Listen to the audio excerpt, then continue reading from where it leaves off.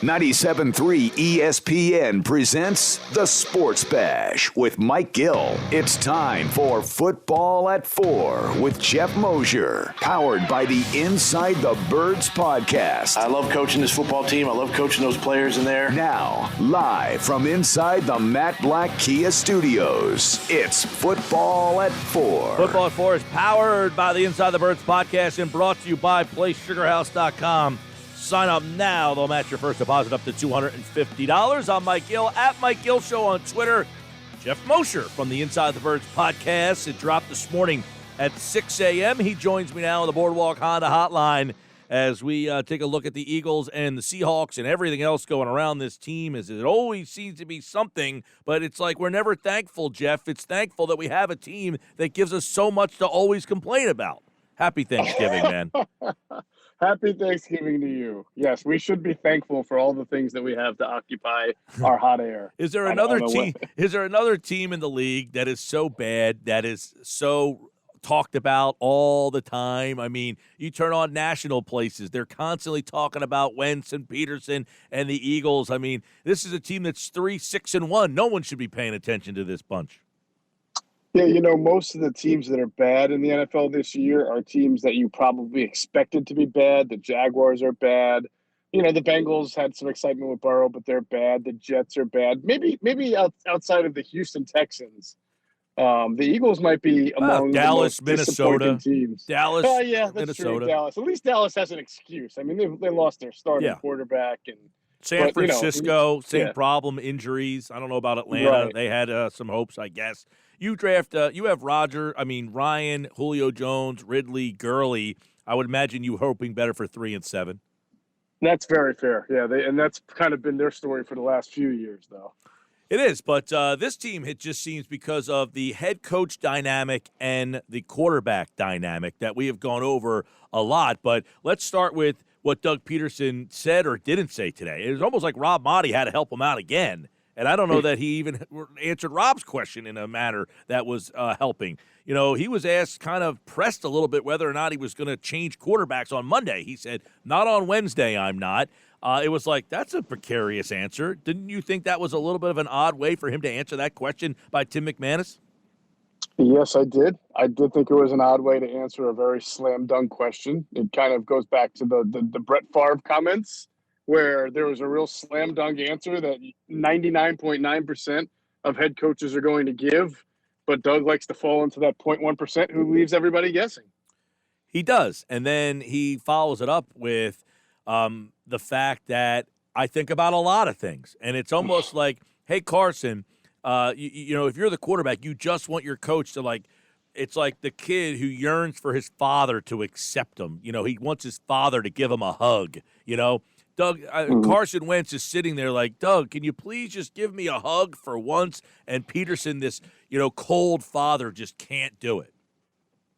I don't know if it's that Doug is trying to send a message to Carson through the media, or if Doug is really just a thick Brooklyn accent away from becoming Rich Kotite right in front of our eyes. I honestly don't know, because if he's not changing quarterbacks and there's nothing to it, then there's really no excuse for the type of press conference he gave today, other than just Kotite level incompetence in answering a simple question. It's funny that you mentioned Kotite. I went down a rabbit hole the other night and ended up finding all this Rich Kotite stuff. I didn't realize that he actually played in the league, and I'm thinking to myself, this guy was so bad, so poorly regarded. But you make an interesting point that Kotite actually had double-digit winning seasons multiple times. I mean, it wasn't like he was a 3-13 guy every single year. So I guess the question is with Pederson was this a guy who had some early success, and it was kind of a flash in the pan the way things are going right now? Yeah, it's a good question. By the way, that's a really 2020 type of thing to do, just get lost in a Rich Kotite rabbit hole. That's one rabbit hole a lot of people I got a great quick Rich Kotite. So I dated this girl in college who was best friends with his daughter. So she called the room and I answered the phone and she said, "Yeah, this is Adrian Kotite." And I said, "Is Rich Kotite your father?" She's like, "Yeah." I was like, "He's terrible." You did not do that. I Did swear. You really? I swear. Yep. Oh, you were that guy? I mean, we were at having a couple cocktails in the dorm room, the phone rings, and I'm thinking she's joking, right? Who says, yeah, that's my dad? Like, I'm not, wait a second. I didn't realize, the girl I was dating's from Staten Island. It started to make some sense. Oh, that's unbelievable. When I was in college, not to get too far off track, but my roommate, who is normally a level-headed person, but he's a Pittsburgh Pirates fan, and he was so upset about Stan Belinda blowing one of the playoff games. I think that's the Francisco Cabrera game. My memory doesn't remember, but we were at Penn State, and he happened to notice that Belinda was from a town called Port Matilda, which is right outside of State College, which really is in the middle of nowhere, Pennsylvania, and that Belinda was from there. So he found Belinda's parents in the phone book, called them up, and cursed at him because Stan had blown a game. I couldn't believe it. But oh man. Anyway, back to the story. Yeah, so I actually look at Mike McCarthy as someone who I've been kind of comparing Doug to a little bit, in that Mike McCarthy won the Super Bowl obviously early with Aaron Rodgers, and I always felt earlier during that run, and even after, I think the next year they went 15-1, right? And they lost to the Giants though in the playoffs. Yeah. But as a real good play caller and just a sound coach, and everything he seemed to do offensively really worked. And of course he had Aaron Rodgers, but remember, Aaron lost a ton of people that year that they won the Super Bowl. And even in the Super Bowl itself, he lost Donald Driver, I believe, and they still wind up winning games. And I just thought, man, this guy is an amazing play caller and really good offensive mind. And then the years go on, they don't win, the offense gets stale, there's no seemingly adaptation out of the playbook. And then by the end of the career, and now even with Dallas, you wonder, was this guy smoking mirrors all along? Was everything we thought about him just completely wrong? And I know that people are starting to feel that way about Doug Pederson and the offensive construct.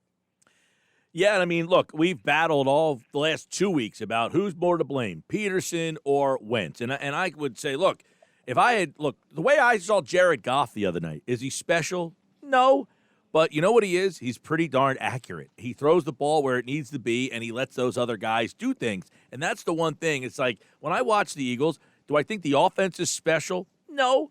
Are there guys open? Yeah. And if I just get Carson going from 58% to 63%, which isn't asking a lot, and it's not great in this league, but I think that does change where this team might be right now. Is just, even if Pederson is who he is, I don't think Carson being so tied to what the coach is a good thing for Carson Wentz in terms of, the long-term future of him. If this is all he is and the coach means that much to him, then maybe he wasn't all that good. That's a really interesting viewpoint, and I started thinking about what you said on so many layers. I agree with you. If the quarterback is just 3 to 4 throws better a game, imagine with every game that they seemingly play being 1 or 2 possessions, how much of a difference that would make. You could probably make that argument. Like, let's say you're Hunter, right? Hunter would say, well, if Doug just put Miles Sanders out in the flat every once in a while, had him beat somebody off the line of scrimmage, that also could be the 1 play or 2 plays that you get if you roll Carson out of the pocket that make a difference in the win or loss. So it's very symbiotic.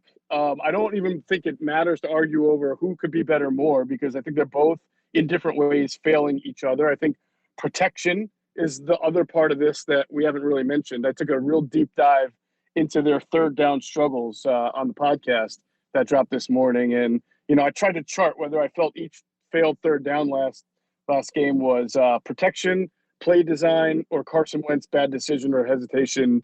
And out of 10 plays, I had 4 were on Carson, 4 were on protection, 2 were on play design. And so it really shows you that there's so much going on here that has contributed to the kind of mess of an offense. But if I were to even concede to your point that if Carson was just a little bit better, Mike, like you said, 58 to 63%, would they be better as an offense? And would that make a difference? And my answer to you would probably be yes. And maybe instead of 3-6-1, they've got a win or 2 more. Maybe, and that's a better record. But at the same time, if he's still only a little bit better, the team might be better, but it's not where it's supposed to be. And I think that's the bigger viewpoint here. Is that but even the big thing is, Jeff, 500, right? They're not. The big thing with that, though, Jeff, is the question about your franchise then is, okay, we're not where we want to be, but we also aren't saying the problem with our franchise is the quarterback. Now,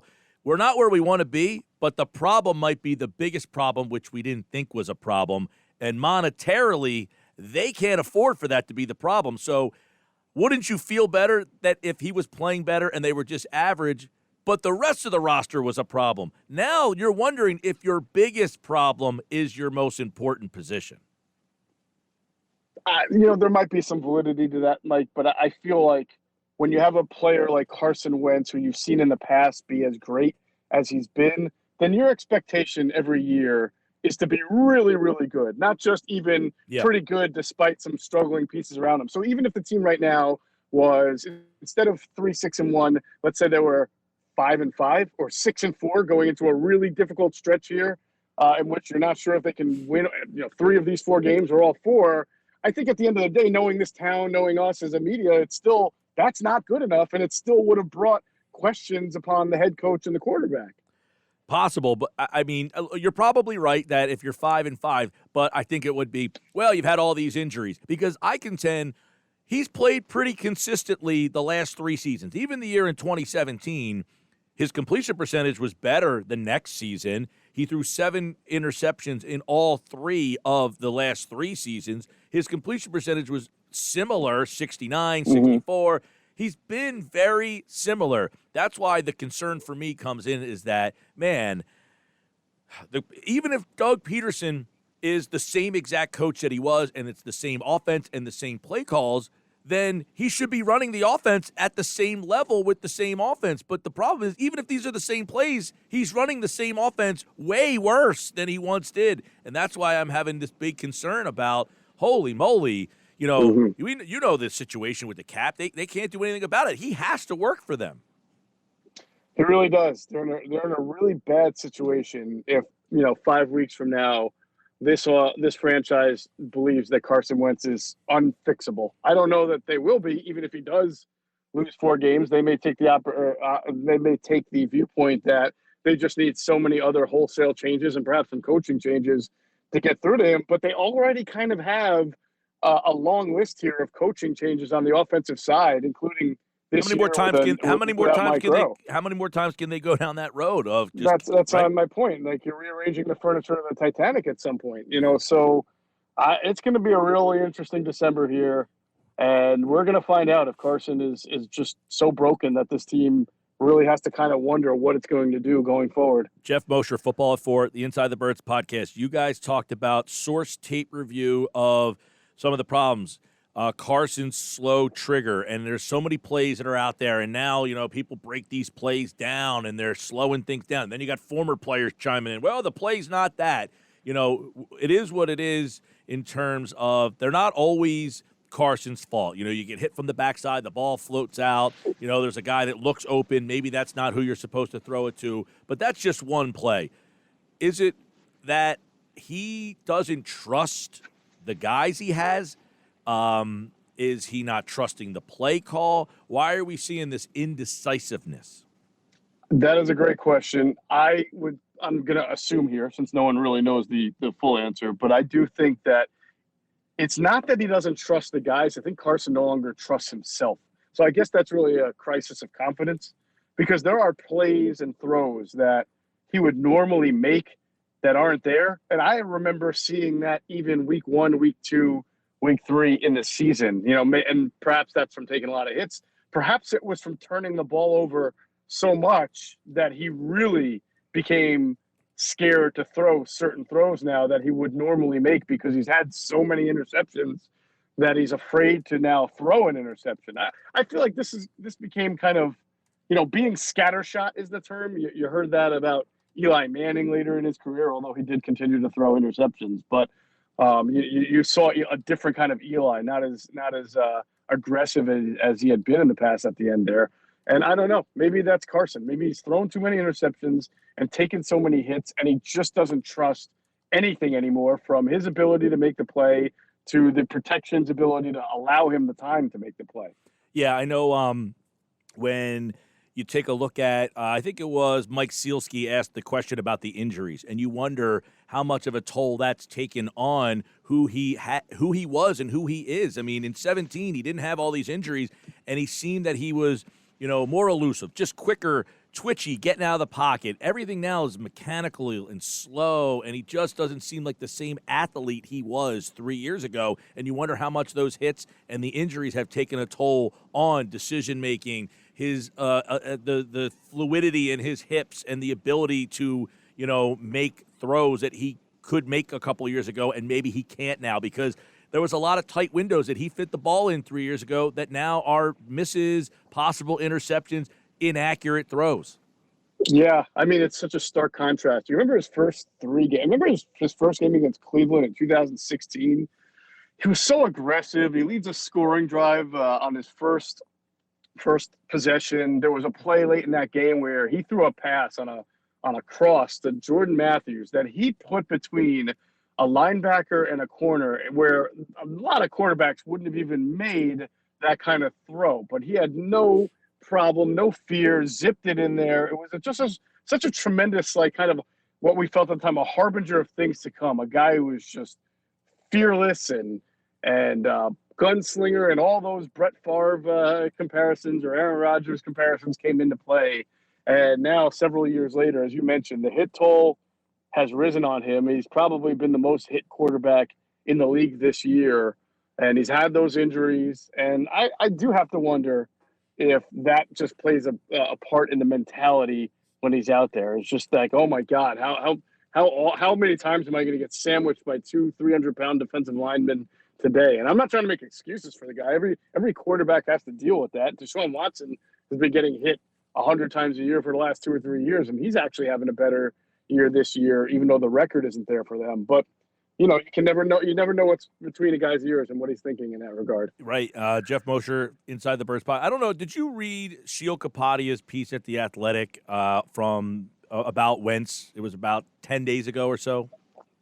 I really did not. All right. It's a tremendous piece about just what has happened to this guy, and he broke down the windows that he's had, and just you got to check it out. But one of the things that he mentions in there is, and I've been talking a lot about this the last couple of days, and you just kind of mentioned it, and I think you guys talked about it during Inside the Birds, is the pass protection issues. Is that the offensive line that they have had in the Wentz era has been pretty much intact. I mean, yeah, they lost Peters, but you had Vaitai, who was a viable guy, but the other 4 guys were there.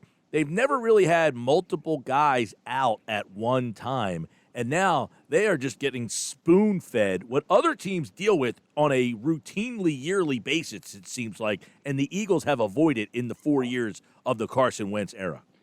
They have certainly been fortunate to have both a lot of talent on the offensive line, and I shouldn't say fortunate. They put it together, so kudos to them, but not having a rash of injuries like other teams. I mean, we've talked about teams like the Vikings and other teams that have actually made the playoffs and been decent despite having just bottom level starters at several offensive line positions, and how hard it is even to have a player like Hala Paluti Vaitai, who, we might microscopically say, oh man, this guy gets beat here, or he gives up this and that. But as a swing tackle or reserve swing tackle, you'd be lucky to find guys of his caliber starting on 10 to 12 teams in the league right now. So, yeah, the Eagles have always, and Carson has always enjoyed the luxury of having a high-quality offensive line.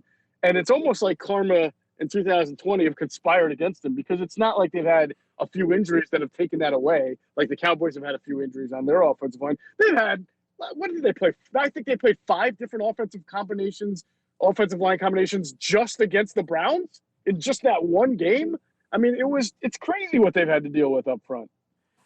It's a big thing that I don't think, and offensive line's never sexy. And it's not something that we want to talk about. But like Dallas, they got great weapons, but when their line was broken, they were a mess. I know the quarterback being hurt is a big problem there too, but I mean, part of the problem was their offensive line was a disaster, and you saw how bad Dallas looked offensively. Now they're starting to get some of their offensive linemen back, and they're somewhat competent all of a sudden. The offensive line is not sexy, but it's a huge factor in all of this, and you wonder how much of a factor that plays. It also goes into what you just said, Jeff.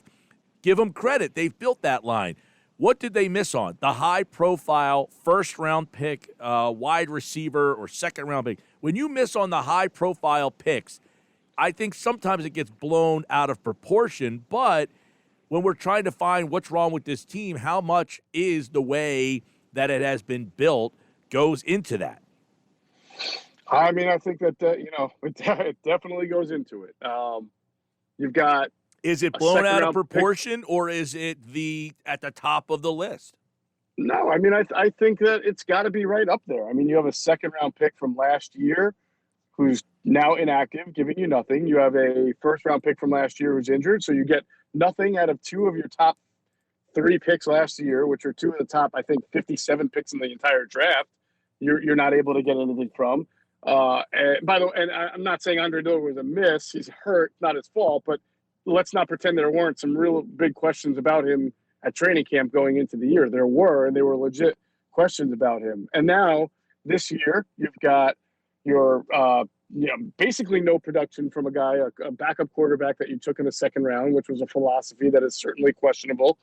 You've got your third-round linebacker who played against the Browns for 16 snaps. It's the first elongated time that he's played all year long, and the results were mixed. He's the guy who left Austin Hooper wide open on that play that would have been a touchdown if Baker didn't ridiculously sail it over Hooper's head there. So he's got a lot to learn. I mean, that's a key position for this team, linebacker, that has hurt them last year and both this year. So that's 4 picks right there. And then, I mean, you go to the 2018 draft. I think that's where you get Dallas Goedert. You have no first-round pick. You get Dallas Goedert in the second round. You had no third-round pick because I think that's the one you traded for Tate. Am I right? I forget why, but they had no third-round pick. In the fourth round, they got Avonte Maddox, who I think we all thought was going to be a decent player. He has not been decent this year. He's clearly meant for the slot, not for the outside. And now I'm starting to have questions if he can be an adequate slot corner. We have to find out. So, that's 3 drafts right there. That's 5 players alone who, let's just say they were good to decent players. They could be helping you. Mm-hmm. Yep, and we've gone through, it's funny, one of our listeners, because we went back and forth on this about how being a sports fan, Jeff, has changed to where you used to want your team to win, build up the ladder, and, maybe you make the playoffs and you win a playoff game and then you get knocked out and then the next year you come back. Now people, it's either, if I can't win the Super Bowl, I want to lose and get a draft pick, to which I say, the draft pick only works out about 50% of the time in the first round. And by the way, we found out that number is even high. That a first-round pick hits on 50% of the time. A listener went and did the whole draft for the last 5 years. 39%, I think it was it 39% or 24% of first-round picks work out. So teams are losing, or fans want to lose, to try to get a first-round pick that only works out about 25% of the time. What a world we live in. It's a terrible philosophy. I hate when fans say that because clearly they don't understand the statistics involved. You're right. In fact, not only that, I believe I've read or heard from GM saying that your Pro Bowl player, your real superstar, multi-year Pro Bowl type players, 65 to 70% of them come in the top 10. So once you start to get even into that 11 to 15 range, now you're just hoping for a guy, statistically, who's going to be a very good, solid contributor, maybe makes a Pro Bowl for you. But, it doesn't always happen. Right. You get a Derek Barnett who's been pretty good this year, but not great. 2 picks later, I believe, was Marlon Humphrey, who's been a very good corner and probably, if he didn't make a Pro Bowl, probably will soon, and we'll see. And, Jonathan Allen's been good, but he's also been hurt. So you get past, that 11, 12, 13, 14, 15, 16, it's really a toss-up on how great of a player you're really going to get. And it comes down to this. The good teams find guys, whether they draft 7th, 17th, 27th, 37th, 47th, 127. If you have good people in your front office, you shouldn't be hoping your team loses, because guess what happens? The bad teams that draft at the top of the draft make mistakes all the time anyway, that you can win your games, stay where you draft, and still find good talent. I agree with you. I mean, look at the Steelers, man. Just look at what they do. They went into this year, right? They knew they had a very good wide receiver in Juju Smith-Schuster. They have another pretty good wide receiver who's probably an emerging just as good as Juju in Deontay Johnson, right? And they used a second-round pick anyway without having a first-round pick, by the way, they used a second-round pick, I believe, on Chase Claypool, who is going to just seamlessly transition in there and he looks like another guy who's going to be a very, very good wide receiver. And that, to me, tells me that they stuck to their board. They didn't say, oh, we already have good wide receivers, so let's force-feed ourselves a cornerback where they traditionally struggle or a different position. They just went with the best player on their board, and look how important that Chase Claypool has been to their success. I mean, I question whether the Eagles really do that with a lot of their picks, whether they really, truly stick to their board. He's Geoff Mosher. Make sure you listen to the Inside the Birds podcast. Subscribe, rate, review. It drops Mondays, Wednesdays, Fridays at 6 a.m. You can listen to that on your drive to work or anytime during the day. And also the Inside the Birds pregame show on all your social media platforms is Monday night this week for the Monday night game. So those guys do a great job with that. And happy Thanksgiving to you and your family and everybody. And we will catch up with you soon, Geoff. Happy Thanksgiving to you, Josh, all the listeners. It's been a very interesting year. I appreciate you guys having us on at 4 o'clock and look forward to doing it longer. Absolutely, pal. We will talk to Geoff again. And he, like August, appeared via the Boardwalk Honda hotline.